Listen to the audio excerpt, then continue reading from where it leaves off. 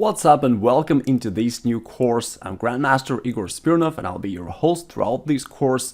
The purpose of this course is to provide you with the 25 most crucial middle game concepts so that the course serves as a complete middle game guide for you so that you don't need to study hundreds of books and courses and videos out there. You just get it all within this one most comprehensive course. Also, I'm narrowing it down to the most important ones so that you get the best of the best once again within the shortest amount of time available. Now, the first question you may have is, what is a concept? What is it that I'm talking about in this course?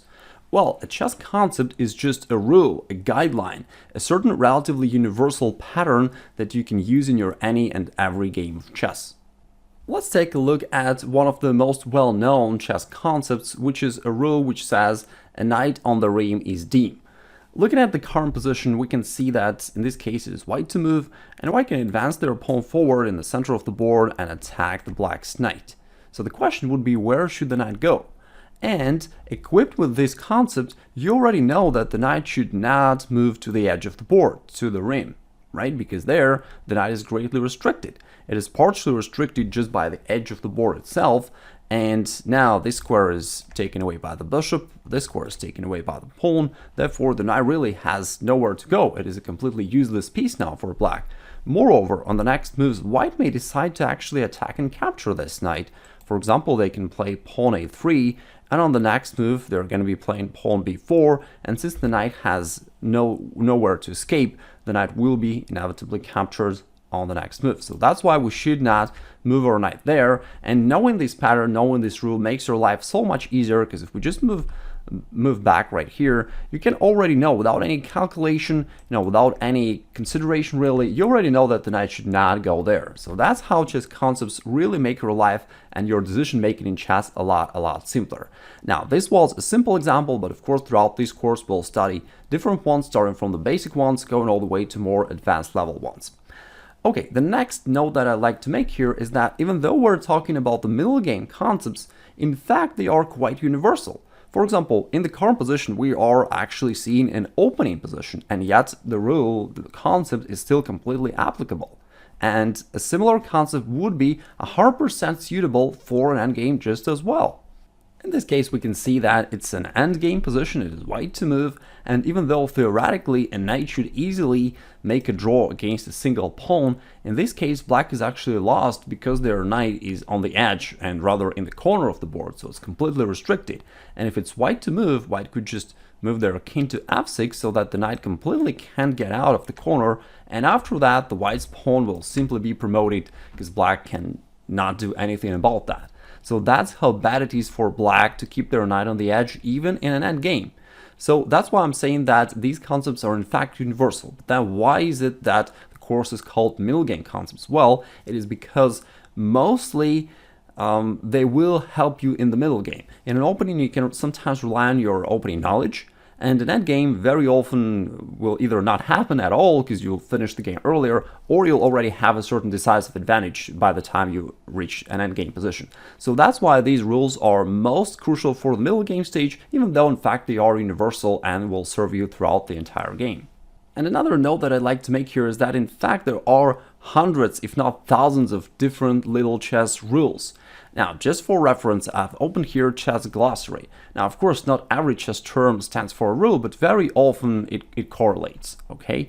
And you can see right here, as I keep scrolling, that it just keeps going, right? It keeps going, it keeps scrolling, and it keeps going, and it's really endless. So if you just try studying different chess books and videos and courses, etc., you can spend your lifetime learning chess without really mastering it.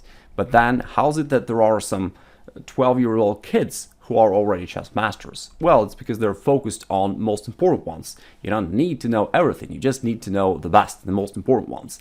And this course will equip you with just that, with 25 of the most important concepts. Based on my experience as a coach, I've seen what are the most common errors that amateur players make, as well as what are the ideas that bring people the most progress. And I'm actually amazed myself at seeing how sometimes people get to all the way to, let's say, FIDE master level just by basically following these concepts, and it seems too simple to be true, and yet it is true, because most important things work the best. Another note, the final note actually for this introductory video that I'd like to make here is that we are talking about a system, not just a set of random individual rules. Because if you are only equipped with different random rules that you learn here and there, then it's always hard to actually make decisions in chess. It's even hard to memorize those rules, let alone to apply them when you only have several seconds to make your decision to make the right move. Let me put some opening position which is slightly unfamiliar so that you have some space to think about this. So we're going to be playing a couple of moves on the board, and let's start right here. Just a trivial, very simple opening position. Black needs to make a decision on which move is the best here, which move should black play here. Now let's just try to apply different rules that we know about chess, and some of them are probably familiar to you as well. So what is it that black should be doing here? Well, normally it says in an opening you gotta develop pieces. Okay, let's try doing that. Another rule says develop knights before bishops, so perhaps we gotta bring our knight out. Knight c6 looks like a completely reasonable move. Alright, what else do we have here? If we want to develop bishops, we can either develop this bishop somewhere along this diagonal, that would be another option to consider, or we may say, hey, let's develop our dark square bishop first, because there is another rule which says that you should try to castle as quickly as possible in an opening, right? So maybe we want to move that bishop away so that our king can possibly be castled later. Now, if we want to develop the dark square bishop, we can go g6, and the bishop will be fianchetto to the g7 square. Looks like a good option. Another option would be pushing this pawn forward so that the bishop can be developed and can be active along this diagonal. Also seems like a completely reasonable move. Now, finally, if we're forgetting about the bishop for a second, there is another rule which says that in an opening you get to fight for the center. And if your opponent has these strong pawns in the center, you want to attack them, you want to undermine them. With that in mind, you may consider the moves such as pawn c5 attacking the white center. And even though the pawn can be captured here, in this case we can trade queens on the d1, because the line will be opened, forcing the white's king to move, and perhaps we will have some compensation for that little pawn that we sacrificed. So all in all, just to summarize, you can see that in this extremely simple opening position, you've got so much to think about, so many rules, and they all seem decent, but how do you find the best one? That's why you need to have the system, so that you can, first of all, just get to memorize those rules, and secondly, even more importantly, so that you can prioritize them and you know which ones are most important, which ones are most fundamental in every position, and you can just follow that.